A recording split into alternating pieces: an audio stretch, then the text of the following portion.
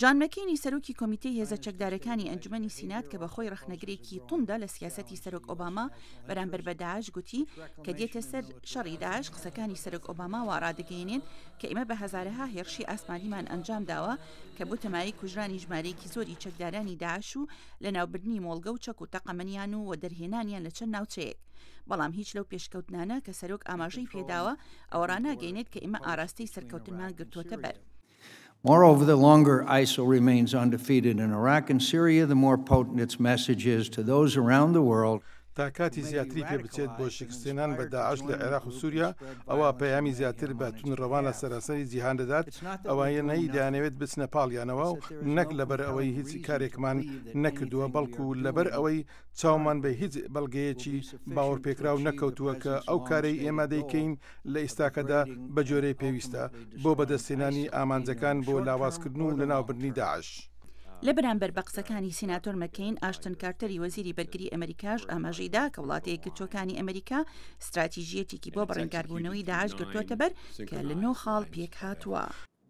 The first and arguably the most یەکەمیان و لەسەروی هەمویانەوە هەوڵە سیاسیەکانە کە وزارەتی دەرەوەی ئەمریکا گرتووێتە ئەستۆ بۆ دامەزراندنی حکوومەتێکی گشتگیری و فرە تایفی و کاریگەر لە عێراق و هەروەها لە هەمان کاتدا لە ڕێی دیبلۆماسیەتەوە یارمەتی دەدەین لە قۆناغی گواستنەوەی حکومڕانی لە سووریا لە بەشار ئەسەدی سەرۆکی سووریاوە بۆ حکوومەتێکی زیاتر گشتگیر و فرەلایەن کە کاریگەر بێت بۆ لە ناوبردنی داعش.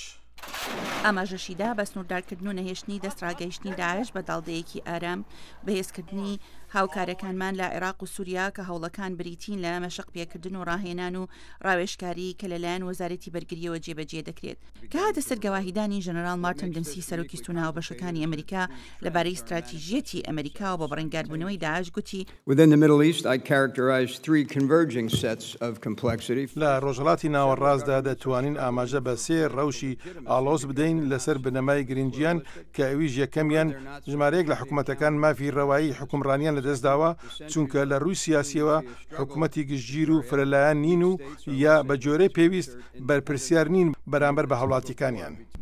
گوتیشی دووەم ململانەی نێوان شیعە و سوننەکان کە لە مێژەوە هەیە لەم دوایەدا زەقتر بۆتەوە. حکوومەتە لاوازەکان کەمتر دەتوانن بێلایەن بن لە میانەی ئەو شەڕی دەسەڵاتەی لە نێوان زلهێزەکانی هەرێمی زیادی کردووە. سێهەمیش زیابوونی پێشبڕکەی لە نێوان ئیسلامی ڕادیکاڵەکان و میانڕەوەکان کە لایەنەکانی ترسوودیان لەو پێشبڕکیە وەرگرتووە. هەروەها لەو گەواهیدانە یەکێک لە تەوەرەکانی باسکران بریتی بوون لە مەسەلەی ناردنی چەک بۆ هێزەکانی پێشمەرگە.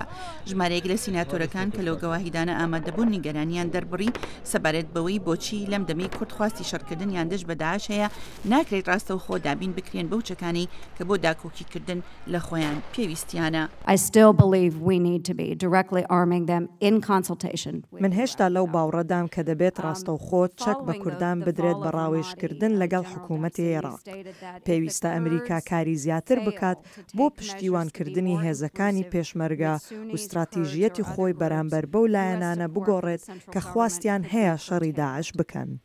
لە وەڵامدا وەزیری بەرگری ئەمریکا گوتی ئێمە لە ڕێی حکوومەتی ناوەندی عێراقەوە چەکمان بۆ کوردەکان دابین کردووە و ئەوان بەو ڕێگایە وەریان گرتووە و بە شێوەیەکی کاریگەر بەکاریان هێناوە. ماوەتۆ بڵین گەواهیدانەکەی کۆمیتەی هێزە چەکدارەکانی ئەنجومەنی سیناتی ئەمریکا سەبارەت بە استراتیژیەتی بەڕێنکاربوونەوەی داعش زیاد لە 3 کاژێری خایەت. شایان پاشا دانی ئەمریکا.